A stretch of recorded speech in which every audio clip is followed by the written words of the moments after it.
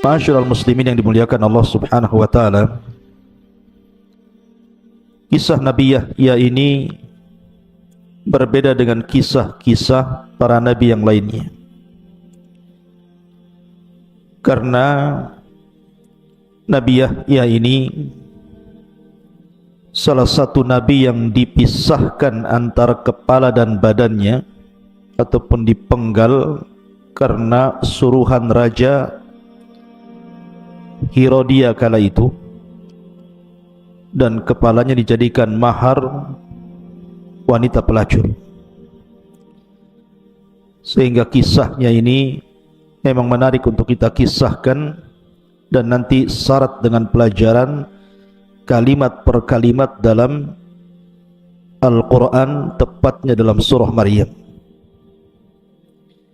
Karena cerita itu bukan hanya dinikmati kisahnya,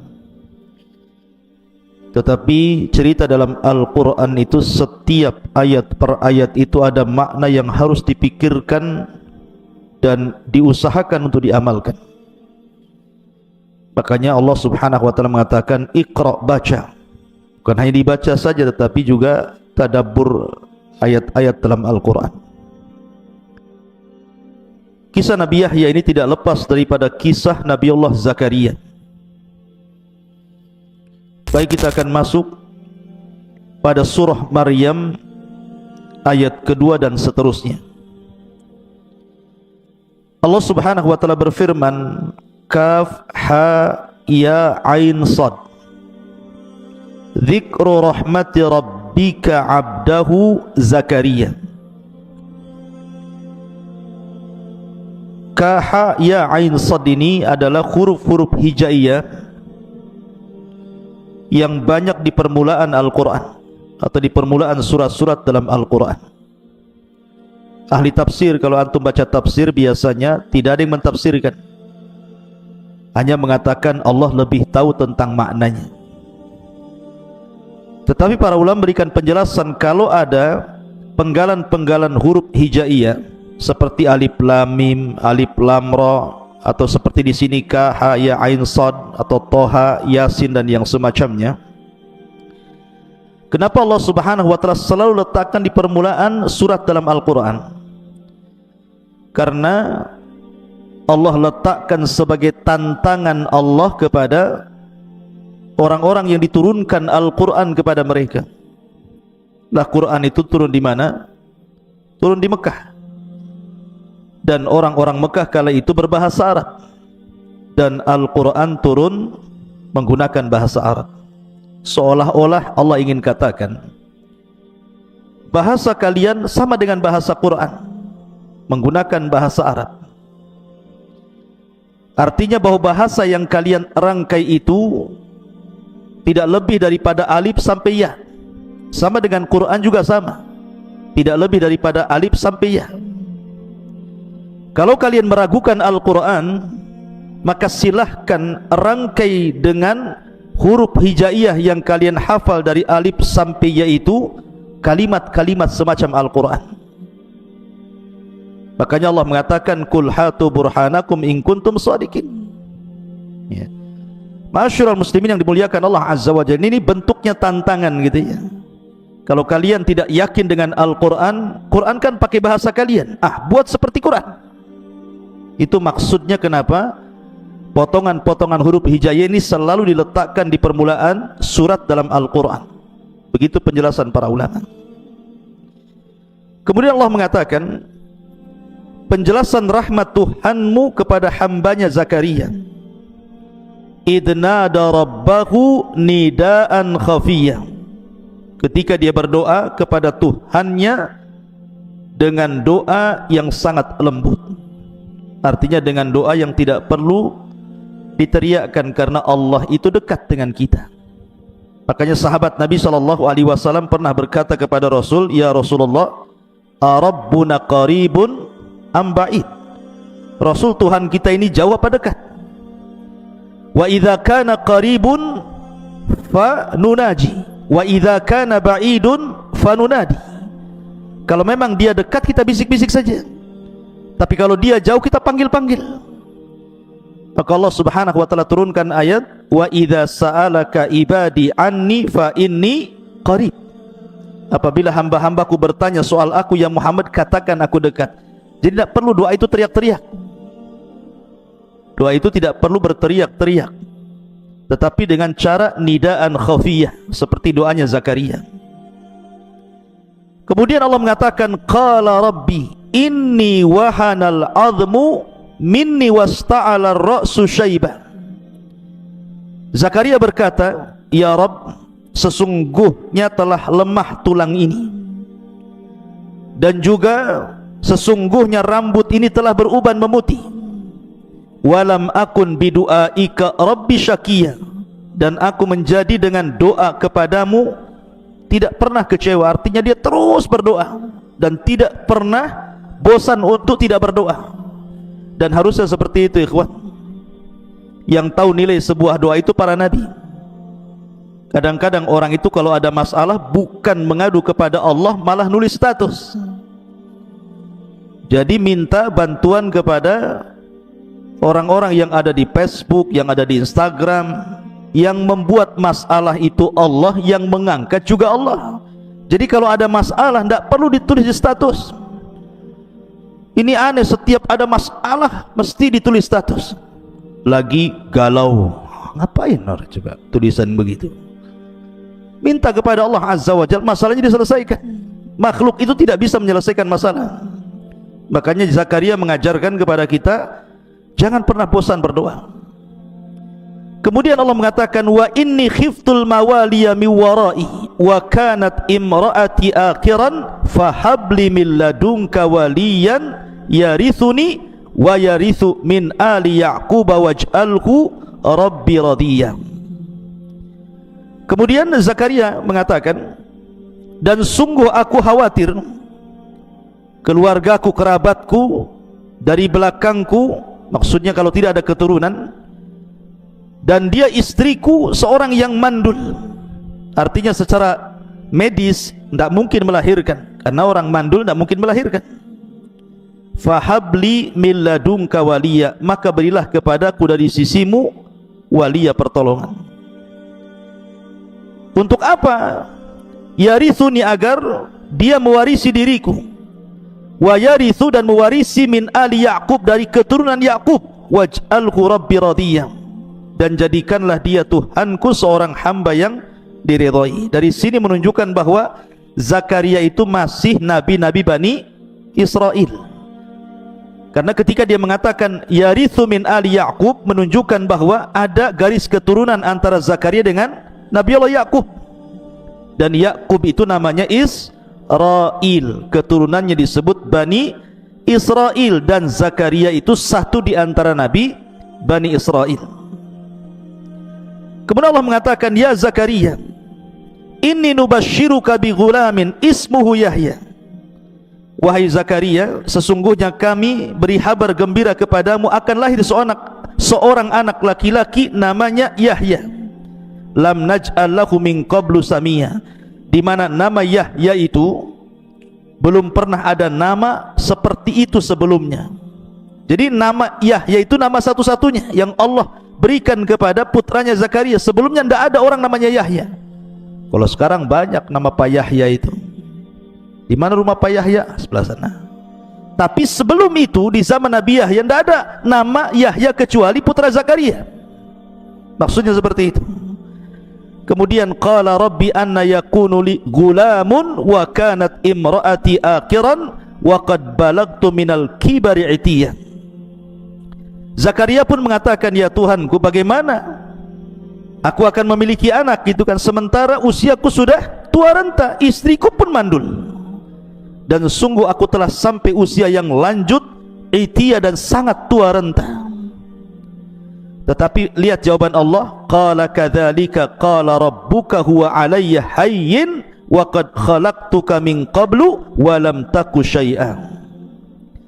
Kemudian Zakaria mengatakan, Allah berfirman, demikianlah bagiku itu mudah, kata Allah. Bagiku itu sangat mudah, dan sungguh aku telah ciptakan dirimu sebelumnya. Kamu ini dulu nggak ada, kemudian aku ciptakan jadi ada. Kalau hanya engkau meminta kepadaku agar punya anak, itu mudah bagiku, kata Allah. Kemudian Nabi Zakaria minta tandanya. Qala rabbij'al li ayah. Taib, kalau seandainya Allah anugerahkan kepadaku keturunan, apa tanda-tandanya? Maka Allah mengatakan, qala ayatuka alla tukalliman nasa thalathata ayyamin sawiyya. Tandanya bahwa engkau tidak akan bisa bicara kepada manusia selama 3 malam, padahal engkau dalam kondisi sehat. Jadi nanti kalau engkau tiba-tiba tidak bisa bicara, bisu gitu kan, mau ngomong susah, harus dengan isyarat atau dengan tulisan, dan itu selama 3 hari, berarti istri mengandung tuh. Jadi tandanya dibisukan Zakaria selama 3 hari. Kalau engkau suatu ketika tiba-tiba susah bicara, mau ngomong susah, hanya dengan isyarat dan tulisan, berarti istrimu lagi ngandung tuh. Kemudian fa kharaja ala qaumihi minal mihrabi fa auha ilaihim an sabbihu bukrata wa asiya. Maka ketika betul-betul Zakaria tidak bisa bicara selama 3 malam, tiba-tiba istrinya hamil betul. Maka dengan senang hatinya dia keluar dari mihrabnya. Ingat, mihrab itu bukan mihrab masjid kayak gini, bukan ya. Mihrab itu artinya di sini seperti kan Maryam itu punya mihrab kan. Kullama dakhala 'alaiha Zakariyal mihrab. Setiap Nabi Zakaria masuk mihrab. Apa sih mihrab itu? Jadi mihrab itu, ini umpamanya kamar, anggaplah ini satu petak kamar ya. Kemudian di kamar itu dibuat semacam kayu untuk tempat tinggal di atasnya. Itu disebut mihrab, itu namanya. Jadi Maryam itu kalau tidur di atas itu, mungkin umpak-umpakan bahasa kitanya ya, dikasih kayu supaya bisa naik ke atas, dikasih tangga. Disitulah Maryam beribadah. Begitu juga Zakaria beribadah di mihrabnya. Jadi ketika tahu istrinya ngandung, dengan bahagianya kemudian Zakaria menemui kaumnya, kemudian memerintahkan kaumnya untuk bertasbih kepada Allah pagi dan petang. Ma'asyiral muslimin yang dimuliakan Allah Subhanahu wa taala. Kenapa? Apa alasannya Nabi Zakaria itu kemudian sangat yakin akan diberikan anak oleh Allah Subhanahu wa taala? Karena ketika Nabi Zakaria ini merawat Maryam, Maryam ini masih kecil dan tidak pernah keluar dari mihrabnya. Jadi dia di atas kamarnya itu, kasur di atas kamarnya itu, tidak pernah keluar dari situ. Zikir aja Maryam ini. Jadi suatu ketika Zakaria ini masuk ke mihrabnya Maryam, dan setiap dia mendapatkan melihat mihrabnya Maryam, dia mendapatkan banyak makanan, banyak sekali makanan. Makanya Allah mengatakan, kullama dakhala 'alaiha Zakariyal mihrab wajada indaha rizqa. Setiap Zakaria masuk ke kamarnya Maryam, ke mihrabnya, sudah banyak makanan, terutama buah-buahan. Lah buah-buahan ini yang tidak ada di musim panas, ada pula di musim dingin. Yang tidak ada di musim dingin, ada pula di musim panas. Makanya lihat bahasa Quran. Nabi Zakaria mengatakan kepada Maryam, anna laki hadza. Dari mana buah-buahan ini? Siapa yang mendatangkannya? Sebab kalau seandainya buah-buahan itu ma'ruf, ada di musimnya, tentu Zakaria tidak akan mengatakan anna laki hadza. Dari mana buah-buahan ini? Pasti Zakaria pun akan maklum, umpamanya ini musim kurma, banyak kurma di kamarnya, mungkin ada orang ngasih. Atau lagi musim jeruk, tiba-tiba banyak jeruk, paling Zakaria mengatakan siapa yang ngasih buah-buahan ini, tidak mengatakan anna laki hadza. Itu bahasa Quran. Tiba-tiba Maryam mengatakan apa? Huwa min indillah. Ini datang dari Allah. Subhanallah.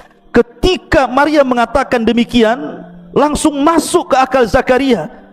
Kalau seandainya anak kecil Maryam ini saja dengan rajin ibadah di mihrabnya, tidak pernah keluar, bisa diberikan rizki oleh Allah tanpa harus capek-capek mencarinya, tanpa harus menunggu orang mengasihnya, tiba-tiba sudah ada di situ gitu ya.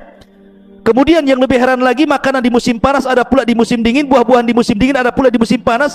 Zakaria berpikir tuh, aku ini sudah tua, istriku sudah hamil, masa Allah nggak mungkin kasih anak kepadaku? Maka lihat bahasa Quran, Allah tidak mengatakan fada'a Zakaria, tapi Allah mengatakan hunalika da'a Zakaria. Pakai hunalik di sini. Apa faedahnya kalimat hunalik di sini?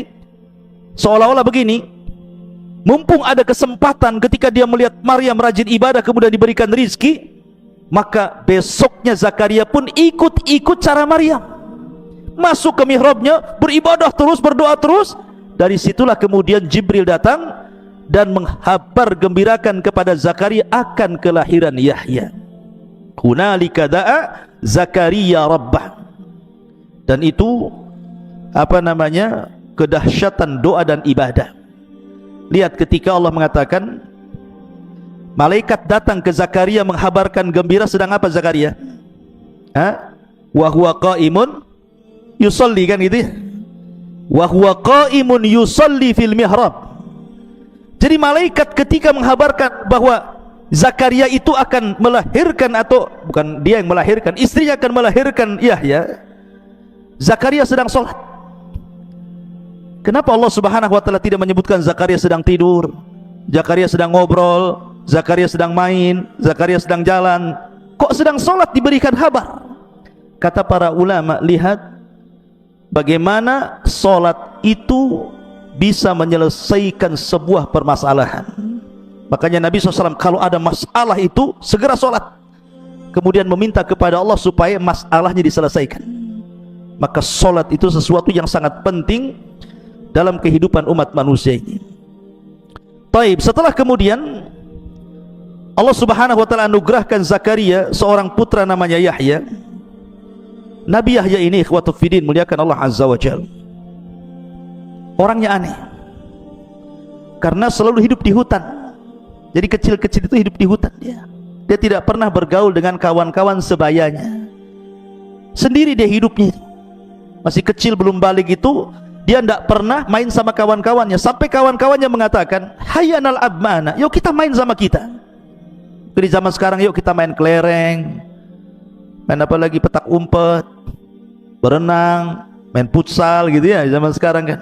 Apa kata Zakaria? Allah tidak pernah menciptakan aku untuk main-main. Ma khalaqna lila'ib, ma khuliqna lila'ib, katanya. Aku tidak diciptakan untuk main-main, katanya. Itu kalau kayak Nabi Yahya kan mantap tuh. Pal, main bola. Aku nggak diciptakan untuk main-main. Gitu. Main bola, Pal. Ayo, di mana? Ini repot antum. Ya. Tunggu, saya ajak kawan lagi, nularkan penyakit lagi. Jadi bagaimana Zakaria ini mengatakan makhuliqna lillahi, aku tidak diciptakan untuk main-main. Dari situ dia tidak pernah ikut kawan-kawannya. Dia hidup sendiri. Kadang-kadang dia ke hutan. Jadi kalau ada makanan itu, maka Nabi Zakaria itu karena kelembutan hatinya, semua hewan-hewan di hutan itu dikasih makan sama dia. Sampai akhirnya mulai dari hewan buas sampai hewan jinak itu tidak berani mengganggu Nabi Yahya karena dia yang kasih makan mereka. Ma'asyiral muslimin yang dimuliakan Allah Azza wa Jalla, perhatikan di sini kisah ini dimulai dari surah Maryam. Ya Yahya khudil kitaba biquwwah, wa Yahya, ambillah kitab Taurat ini dengan kuat. Dari sini ada faedah apa? Seorang pendakwah itu harus kuat. Allah mengatakan ya Yahya, ambil Taurat dengan kuat. Faedahnya apa? Antum thalabul ilmi kelak akan jadi dai. Antum tidak boleh lemah, harus kuat, harus siap menghadapi masalah, tidak boleh malas. Ini calon dai tidur aja, gimana ceritanya? Ngobrol saja. Harus kuat, sungguh-sungguh. Seorang calon dai itu harus sungguh-sungguh, harus sabar, siap menghadapi masalah. Karena nanti antum akan dihadapkan dengan berbagai masalah dari mad'u, dari orang yang antum dakwahi. Makanya Allah mengatakan ya Yahya khudil kitaba bil quwwah. Kenapa bil quwwah, dengan kekuatan? Karena tantangannya berat. Jadi seorang pendakwah itu akan ada masalah banyak. Quran ini Allah mengatakan inna aradna al-amanata ilas samawati wal ardi wal jibali fa'abaina an yahmilnaha, kan gitu ya. Wa ashfaqna minha wa hamalahal insan. Ketika Allah Subhanahu wa ta'ala tawarkan nih agama ini, Quran ini kepada langit, kepada bumi, kepada gunung, semua tolak. Mereka nggak mau karena tahu bahwa amanah menyampaikan Al-Quran itu berat. wa asfaqna minha, tidak mau mereka. Fahamalah hal insan, manusia pula mau. Makanya Allah mengatakan innahu kana zaluma, gitu ya. Kata firman muliakan Allah Azza wa Jalla. Jadi faedahnya khudil kitaba bil quwwah, antum calon-calon dai harus kuat. Dari sekarang harus kuat, jangan membleh, jangan malas. Wa atainahul hukma sabiyya, dan kami telah memberikan hikmah, ilmu, pengetahuan, kecerdasan kepada Yahya sejak dari anak-anak. Makanya tadi diajak main dia nggak mau. Bahkan suatu ketika Nabi Zakaria ini kehilangan Yahya, namanya anak-anak gitu kan, hilang 3 hari, pusing tuh Nabi Zakaria itu, kemana ini Yahya ini pergi ini. 1 hari tidak ketemu, 2 hari nggak ketemu, 3 hari nggak ketemu, pas hari ketiga baru ketemu. Rupanya Nabi Yahya sedang menggali kuburan, lahat. Kemudian dia duduk di samping lahat itu sambil menangis. Kemudian Zakaria datang dan mengatakan, wahai Yahya, ya bunai, wahai anakku, aku sudah mencari kamu 3 hari. Aku tidak melihat dirimu. Dan ini kuburan siapa? Kau hendak menggali untuk siapa? Kuburan untuk siapa ini? Yahya sambil menangis mengatakan, karena Yahya itu terkenal bakain, orangnya itu suka nangis, suka sekali dengan nangis, karena takut kepada Allah Azza wa Jalla. Dan dia mengatakan, ya Abi, bukankah kau yang menghabarkan kepada aku bahwa antara kita ini akan berada di antara sorga dan neraka, dan yang bisa menghantarkan kita ke sorga itu adalah dengan tangisan. Maka aku melihat kematianku di sini, aku menangis. Maka dua-duanya sama-sama menangis akhirnya. Jadi Zakaria itu diberikan kecerdasan luar biasa. Itu sejak kanak-kanak itu. Makanya dia diangkat jadi nabi itu dari kanak-kanak, sudah diangkat jadi nabi gitu, karena Allah berikan kecerdasan. Tidak ada anak-anak di zamannya, bukan lagi anak-anak, orang dewasa yang paham Taurat kecuali Yahya. Jadi Allah sudah pahamkan Taurat itu sejak kecil. Sudah belajar Taurat, akhirnya paham. Kayak antum, seusia antum ini sudah hafal Quran plus dengan tafsirnya 30 juz lah, gitu maksudnya kan, mantap tuh. Ini Quran saja sudah belum hafal, cerita tafsirnya pula kan gitu. Jadi Nabi Yahya itu sejak kecil sudah hafal Taurat betul-betul, dan dia memiliki suara indah ketika membaca Taurat. Lihat Allah sifatkan bagaimana sifatnya Yahya ibn Zakaria ini. Wa hananan min ladunna wa zakatan wa kana taqiyyan. Allah mengatakan wa hananan min ladunna, dan kami berikan perasaan sayang dari sisi kami. Jadi Yahya itu terlahir sebagai manusia penyayang. Kenapa Allah Subhanahu wa taala katakan kami masukkan ke hati Yahya itu perasaan sayang, sayang kepada sesama. Kalimat hanan dalam bahasa Arab, ikhwan, biasanya digunakan untuk kasih sayang seorang anak kepada orang tua. Itu kalimat hanan. Kenapa Allah Subhanahu wa taala sifatkan Yahya ibn Zakaria ini dengan sifat hanan, penuh dengan kasih sayang? Karena dia punya orang tua sudah tua. Zakaria itu sudah 100 tahun lebih usianya, artinya sudah kakek-kakek renta. Istrinya juga sama, sudah nenek-nenek. Yang dibutuhkan orang tua yang sudah renta itu kasih sayang dari anak-anaknya. Makanya antum itu kalau pulang sayangi orang tua antum. Perintahkan apa saja selama tidak maksiat, siap bu, siap pak, begitu. Jangan nantilah, belum tidur, capek, ini nggak jelas ya. Lihat Yahya ini, karena Allah Subhanahu wa taala mengingatkan Zakaria sudah tua, istrinya sudah tua, berarti Yahya ini harus berbuat baik kepada orang tuanya. Makanya disifati wahananan min ladunna wa zakatan, dan kesucian hatinya, wa kana taqiyya, dan dia orang yang bertakwa. Makanya ketika Allah Subhanahu wa taala berfirman tentang sifat-sifat setelahnya, wa barran biwalidayhi, lihat bagaimana seorang Yahya ibn Zakaria itu orang yang suka berbuat baik kepada orang tuanya. Walam yakun jabbaran asiya, dan dia tidak pernah sombong dengan orang tuanya dan tidak pernah durhaka dengan orang tuanya. Lihat bahasa Quran, ikhwan. Ketika Allah mensifati Isa dengan mensifati Yahya berbeda.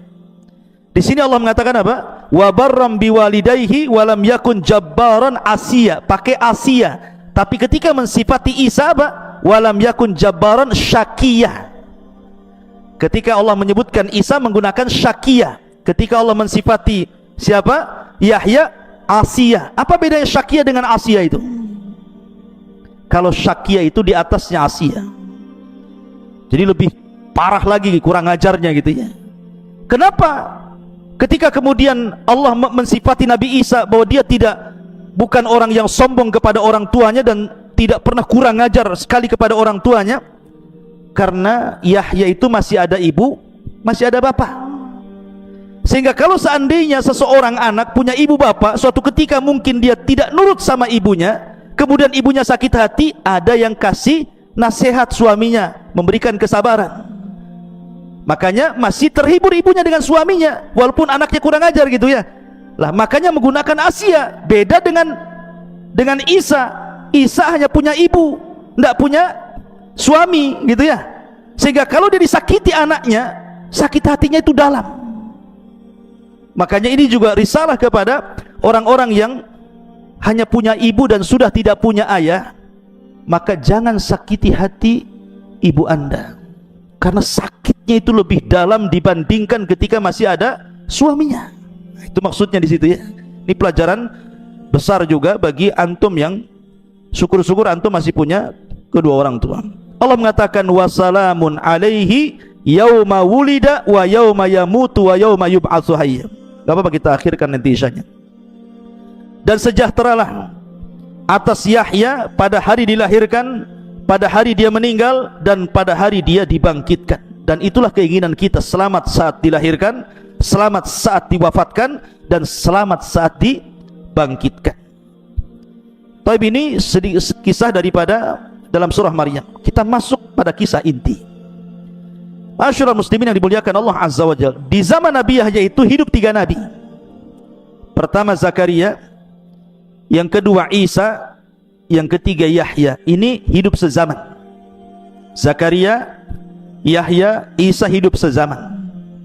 Karena antara Yahya dan Zakaria itu, Yahya dengan Isa itu masih kerabat. Karena Zakaria itu menikah dengan saudari dari saudari dari keluarga Imran. Jadi Imran punya istri namanya Hanan. Kemudian punya adik perempuan dinikahi Zakaria. Kemudian dari Hanan ini lahir Maryam. Kemudian dari Zakaria lahir Yahya. Dari Maryam lahir Isa. Berarti Isa dengan Yahya itu sebutannya apa? Anak paman, anak bibi, ibnu kholah namanya ya, anak bibi gitu, jatuhnya anak bibi. Makanya ketika Nabi SAW Isra Mi'raj, kemudian naik ke langit kedua, berjumpa dengan Isa dan Yahya, dan keduanya adalah ibnu kholah, anak daripada bibi. Ma'asyiral muslimin yang dimuliakan Allah Azza wa Jalla. Suatu ketika Nabi Isa dengan Nabi Yahya ini berjumpa. Yahya dan Isa ini berjumpa.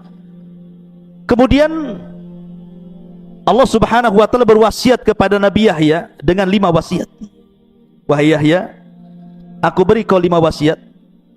Kau amalkan 5 wasiat ini, kau dakwahkan kepada Bani Israel dan suruh Bani Israel mengamalkannya. Ketika berjumpa dengan Nabi Isa, Yahya bercerita bahwa dia diberikan 5 wasiat oleh Allah Azza wa Jalla. Dan menyebutkan wasiat-wasiatnya. Kata Isa, wahai Yahya, kau harus segera menyampaikannya.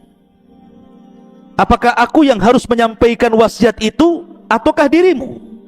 Saya takut kalau engkau yang lebih dulu menyampaikan wasiat Allah kepadamu, akan datang azab kepadaku.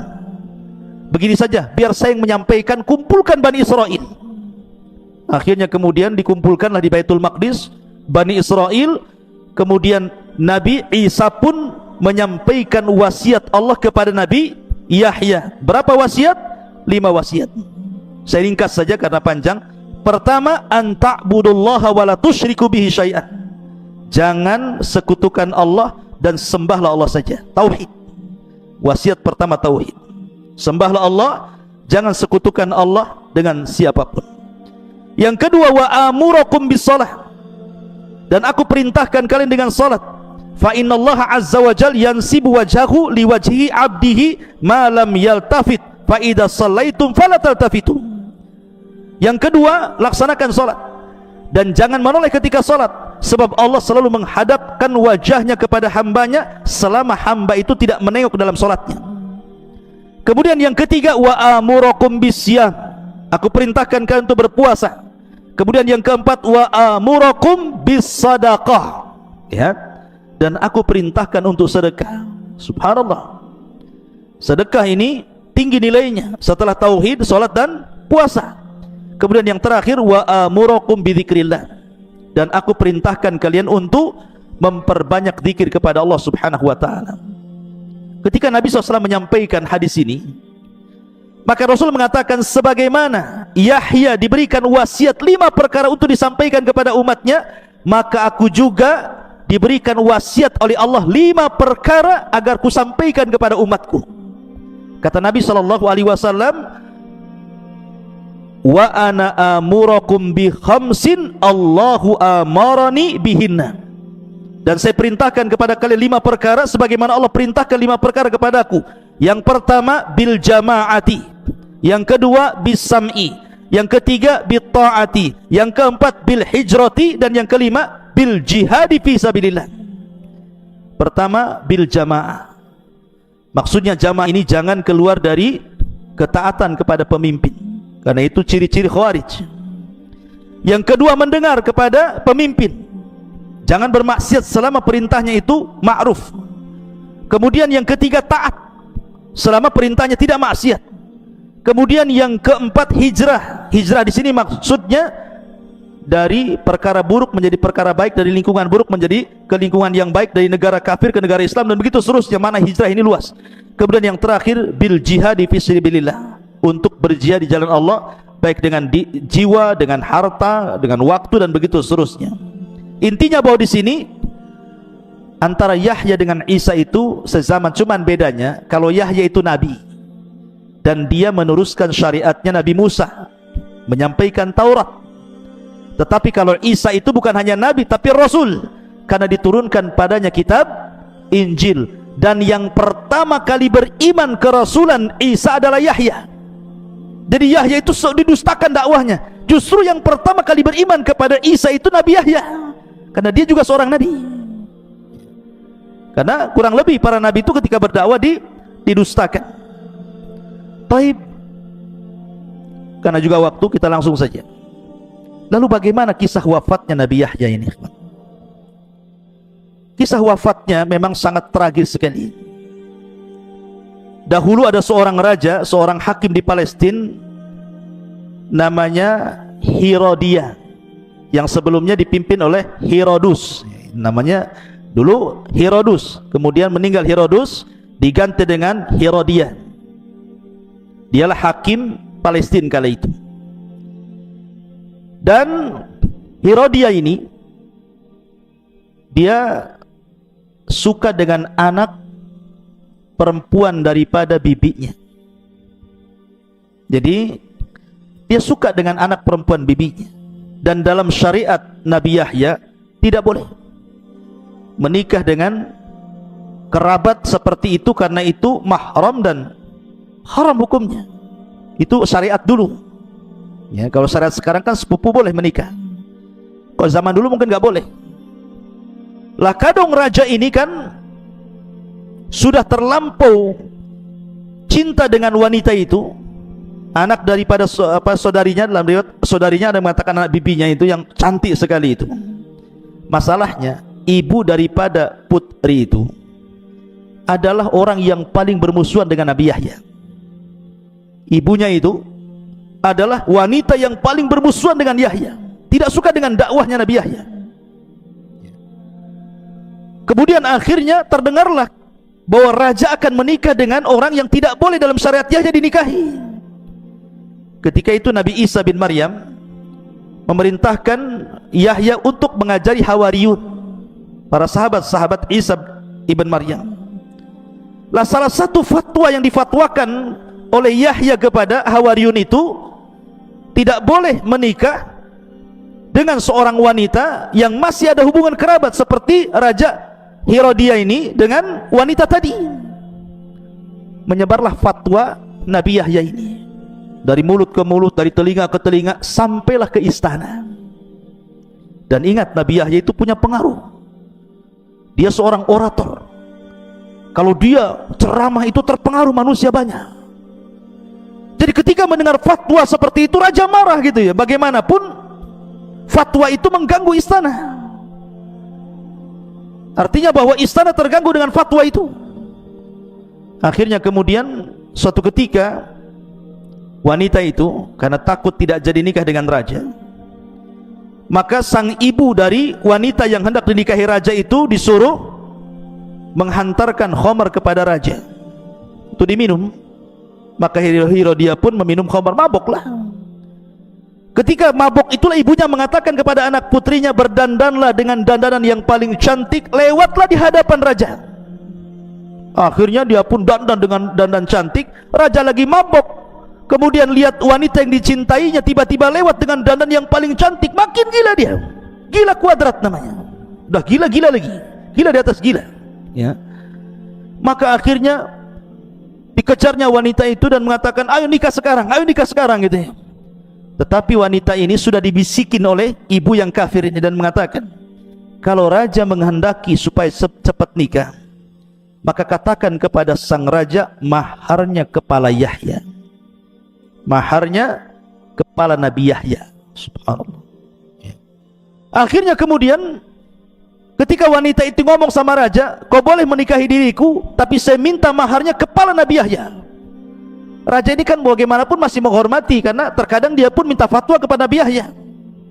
Makanya dia mengatakan kepada wanita itu, janganlah minta yang itu. Kalau kau minta emas saya kasih, minta istana saya kasih, minta harta saya kasih, mau apa saja, tapi jangan itu.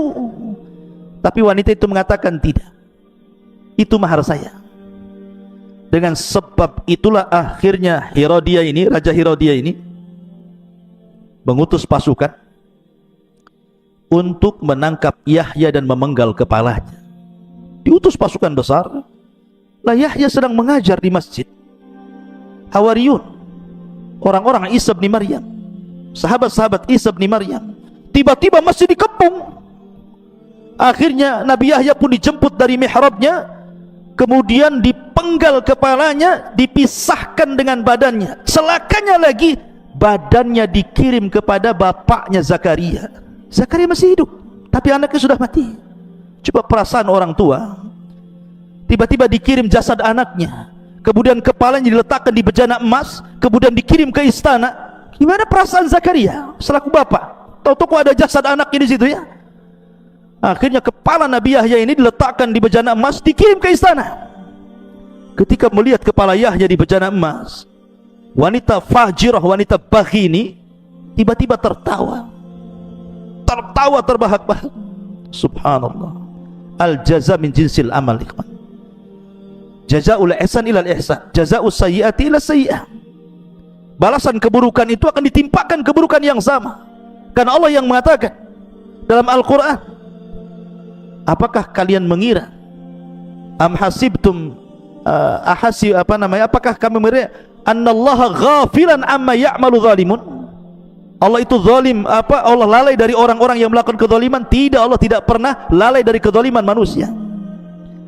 Maka ketika kepala Yahya itu betul-betul dihadapkan kepada raja sebagai maharnya, Allah gempakan istana. Bergetar istana itu, datang gempa. Kemudian gempa ini membelah bumi. Kita lihat kan di negeri kita saja ada gempa yang buminya terbelah tuh. Tiba-tiba istana itu terbelah tuh. Lah ketika itu wanita, di mana dialah otak pembunuhan itu, terperosok ke dalam lubang itu. Subhanallah. Tiba-tiba kemudian buminya merapat lagi, kemudian berusaha sampai ke kepala, sampai sini, berusaha ditarik ke atas, tidak bisa. Karena daripada kemudian terkubur semuanya, akhirnya kemudian raja pun memerintahkan prajurit untuk memenggal kepalanya, minimalnya tersisa kepalanya, badannya masuk amblas ke dalam tanah. Lihat sebagaimana dia memerintahkan Nabi Yahya dipenggal kepalanya, terpaksa pun dia dipenggal kepalanya. Al jaza min jinsil amal, balasan itu sesuai dengan amalannya.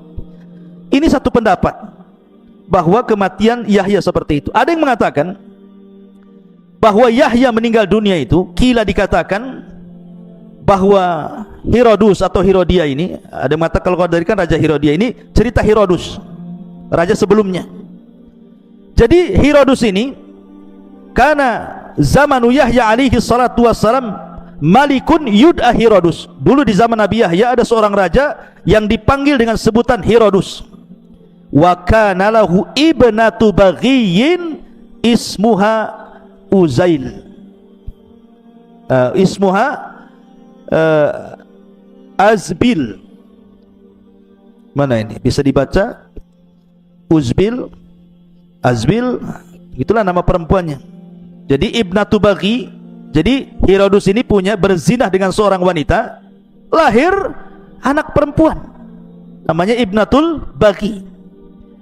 Anak perempuan ini setelah besar tertarik pula dengan Nabi Yahya, karena Yahya itu kan orangnya tampan gitu ya, orangnya cerdas. Jadi wanita ini, anak daripada Herodus ini, tertarik dengan Nabi Yahya. Akhirnya setiap hari dia datang kepadanya, digodanya Yahya itu, terus digoda, tapi Yahya selalu menghindar, tidak mau, karena Yahya itu disifatkan dalam Al-Quran wa sayyidan wa hasuran wa nabiyan minas salihin, kan itu ya. Dia sayyid, dia akan pemimpin yang tangguh. Kemudian hasur, hasur itu artinya afif, yang menjaga kehormatannya. Wa nabiyan, dan dia seorang nabi, dan juga termasuk orang-orang saleh gitu ya. Jadi Nabi Zakaria menghindar, tidak mau, digoda apapun dia nggak mau. Kalau posisi Nabi Yahya diganti dengan antum, sebentar aja kelepek-kelepek antum ya, karena yang menggoda perempuan cantik, anak raja lagi. Tetapi Yahya berusaha menjaga kehormatannya, didekati wanita itu tidak mau. Karena itulah akhirnya dia ngadu kepada bapaknya, marah bapaknya Herodus ini. Karena marah itulah akhirnya dia dendam kepada Yahya, diutuslah pasukan, disuruh dipenggal kepalanya. Subhanallah. Lah ketika itulah dua riwayat yang menyebutkan kematian Nabi Yahya. Setelah jasadnya Yahya, badannya dikirim kepada Zakaria, kepalanya dibawa ke istana. Tentu seorang ayah bagaimanapun melihat jasadnya sedih, kawan. Dan terutama orang-orang dan para pengikutnya, baik pengikut Yahya, pengikut Isa, pengikut Zakaria, geram semua dengan raja ini. Lah karena dikhawatirkan kemudian Nabi Zakaria ini akan membangkitkan manusia, kemudian akan melawan kepada raja. Akhirnya kemudian raja pun membuat pasal bagaimana caranya, sebagaimana dia berhasil membunuh Yahya, mereka pun akan membunuh Zakaria. Dikirim pasukan dengan tuduhan bahwa Zakaria adalah orang yang telah menghamili Maryam. Karena kan Maryam hidup di mihrab di Baitul Maqdis, dan yang mengkafir Zakaria. Dibuat fitnah. Oh, jangan-jangan Maryam hamil itu Zakaria yang hamili, kan itu. Makanya orang-orang Yahudi sampai hari ini mereka menganggap bahwa Isa itu anak zina. Karena itu tuduhan Herodus. Ini kan Herodus kan raja Yahudi masalah di zaman itu ya. Tuduhlah dia dengan tuduhan bahwa Zakaria telah berzina dengan Maryam. Itulah dia pantas untuk dibunuh. Maka disebarlah pasukan untuk menangkap Zakaria. Zakaria tahu bahwa dia sedang dikepung, maka dia bersembunyi di hutan. Salah satu nabi mukjizat Zakaria itu bisa membelah pohon, ikhwan. Jadi pohon itu bisa dibelah, kemudian dia bisa masuk, kemudian pohon itu akan menyatu lagi. Dia bisa bersembunyi di dalam pohon itu.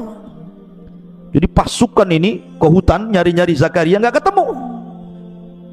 Sayangnya ketika Nabi Allah Zakaria masuk ke dalam pohon itu, rupanya datang iblis. Iblis ini melihat Zakaria masuk ke dalam pohon, kemudian bajunya ini tidak masuk semua, ada sedikit baju yang nyempil. Jadi ketika pohonnya rapat, bajunya keluar sedikit gitu maksudnya. Dan iblis tahu. Ketika pasukan datang nyari ke hutan sana sini nggak ketemu, akhirnya kemudian iblis pun menjelma manusia dan mengatakan, kalau kalian mencari Zakaria, ku kasih tahu di mana dia berada.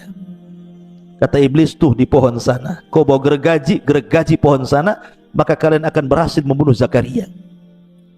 Akhirnya kemudian ditunjukkan oleh iblis tempat Zakaria bersembunyi dalam pohon itu. Mereka sudah bawa gergaji, digergajilah pohon itu menjadi berbelah-belah. Akhirnya keluar darah dan Allah takdirkan Zakaria meninggal di situ.